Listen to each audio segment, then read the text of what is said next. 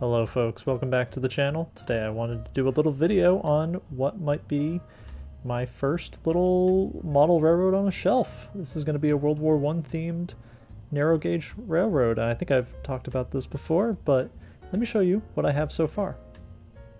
Alright, so we have some structures. These are all scratch built out of foam core and plaster and painted.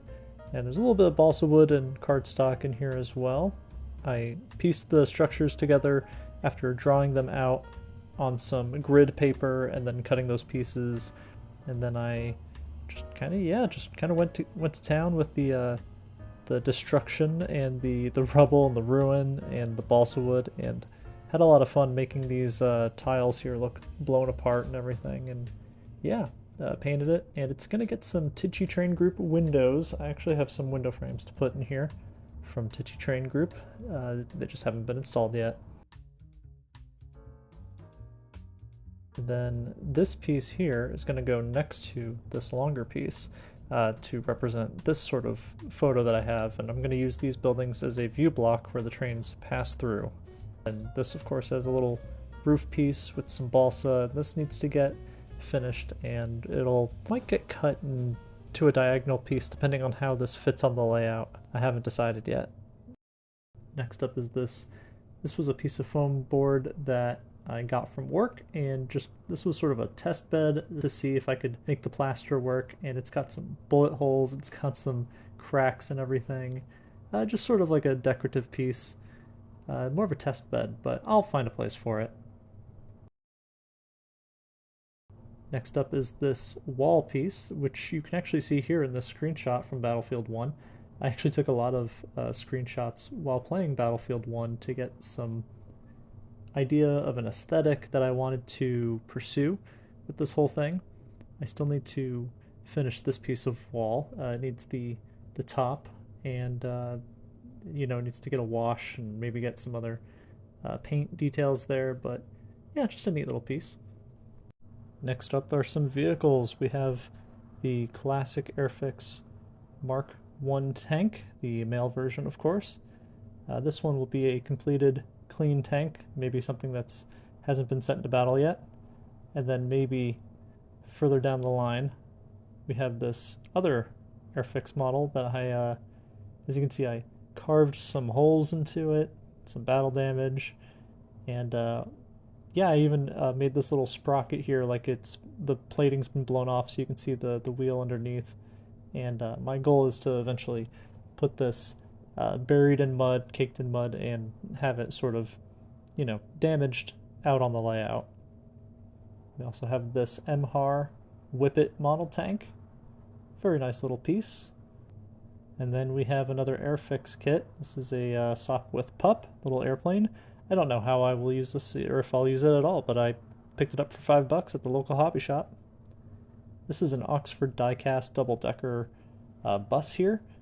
This I actually picked up at the Bovington Tank Museum when we went to England. They had this in their gift shop, and I, of course, snagged it. This traction engine is from Hatton's, and was part of a big order that I made maybe 2 years ago now.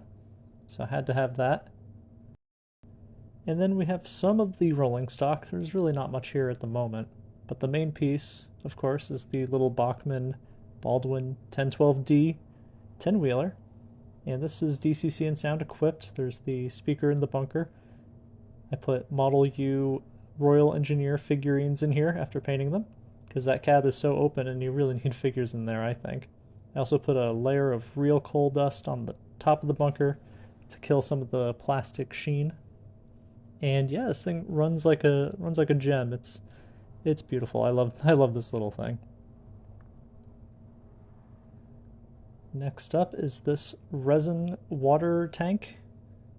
This was a kit from WD Models, which is unfortunately now defunct, but I purchased this kit from him, and it's a nice little kit. And I painted it in a standard War Department gray as opposed to the camouflage you see a lot of them in.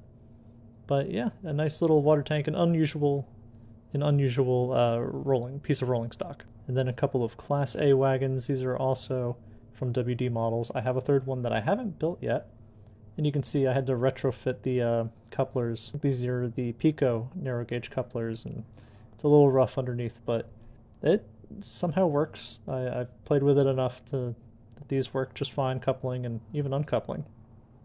Then, of course, the Bachmann ambulance vans. I'd like to get another one or two of these, so I'm on the lookout for those, as well as some of the other Bachmann War Department stuff that they have. I wish they'd make more, though. So here is the first of the shelves. This is a lac shelf from IKEA. It's on the floor at the moment because it's a floating shelf and I don't have a place for it. But this smaller section is going to feature a piece of broad gauge or standard gauge track. And this is going to be an interchange with the narrow gauge. And this will also be a staging yard for the narrow gauge section. And then we're going to have these tracks go up and over, a couple of turnouts here.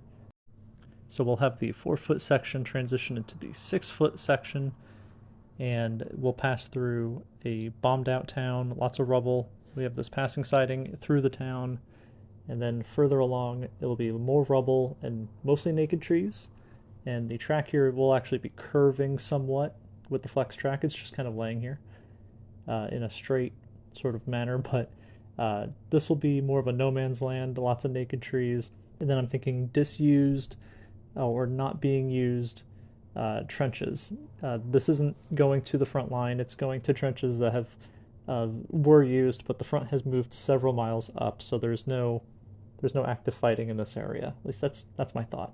And then we'll have some artillery facing to the east, or what would be the east, I guess. What I want to do is be able to connect this smaller section either in an L shape or a longer straight away. So my plan is to have the rails equidistant depending on the orientation. And this is where we're at now. We have our green foam insulation board, project board here, has been glued down with liquid nails to the top of the shelves. And this is the 4-foot section, of course. This is the staging yard. This is the track plan I think that I have kind of settled on for this section. I'm going to do it one section at a time. I'm not going to try to do the entire thing at once. But we just need some more turnouts. I'm using the Pico template there for the right-hand turnout there. We're going to be painting the terrain, and then this section will have maybe a platform between the broad and narrow gauge rails, maybe some warehouses behind. I'm not entirely sure yet. And just so you have some basic idea of the rough track plan I've sketched out, here's what it looks like. This is not to scale, of course. And that's going to do it for today. Thank you so much for watching. I hope you enjoyed what is hopefully part 1 of many parts, and hopefully this will come to fruition as a little narrow gauge shelf layout with the World War I aesthetic and maybe a little bit of operational interest. I'm hoping to get a few more locomotives that could operate on this, maybe a protected simplex or something like that. There's definitely going to get more rolling stock for this as well. But that's going to do it. Thank you all so much for watching, and hopefully I'll see you very soon in the next one.